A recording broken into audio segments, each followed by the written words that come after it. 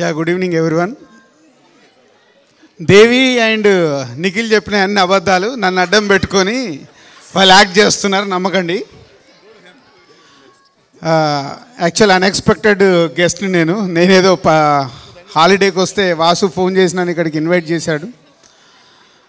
పోతే తెలుగు అనగానే ఇంకా నో అనలేకపోయాను. సో ఇలా న్యూ జెర్సీలో ఇప్పుడు తెలంగాణ ఆంధ్ర రెండు సపరేట్గా ఉన్నాయి కాబట్టి అక్కడ తెలుగు వాళ్ళందరినీ ఒక దగ్గరికి అసెంబ్లీ చేయడానికి చేసిన ఐడియా బాగుంది Vasu, is a good one. ఎందుకంటే ఎగ్జాంపుల్ మీకు బొమ్మరిల్లు సినిమా గురించే చెప్పాలి. చాలామందికి బొమ్మరిల్లు మూవీ గురించి తెలిసే ఉంటుంది ఇక్కడ ఉన్న వాళ్ళందరికీ. మా director from Tamil Nadu, Siddharth from Tamil Nadu, Prakash Raj from Karnataka, నేను దేవి తెలుగు, జెనిలియా గోవా. అంటే అంతమంది కలిస్తేనే ఒక బొమ్మరిల్లు వచ్చింది. సో ప్రాంతాలు అవన్నీ కాదు, మీరందరూ వేరే దేశంలో ఉన్న. So what is our strength? ఒక మంచి జరగాలంటే ఈజ్ ఎ యూనిటీ. సో ఇప్పుడు మన తెలుగు రాష్ట్రాలు వేరేనా, తెలుగు వాళ్ళు ఎక్కడున్నా అందరూ ఒకటే. So that is our slogan. ఎందుకంటే మనం అందరం యూనిటీగా ఉంటేనే మనం ఎక్కడున్నా. సో మన రాష్ట్రాలు డెవలప్ కావాలి, ఇక్కడ మీరు డెవలప్ కావాలంటే we need a unity. Vasu, me team అందరికీ ఇంకోసారి congratulations. And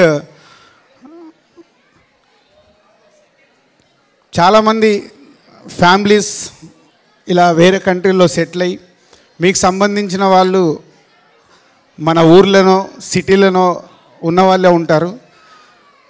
so next Bommarillu లాంటి సినిమా తీయడానికి ఒక శతమానం భవతి అనే ఒక స్క్రిప్ట్ రెడీ చేశాము.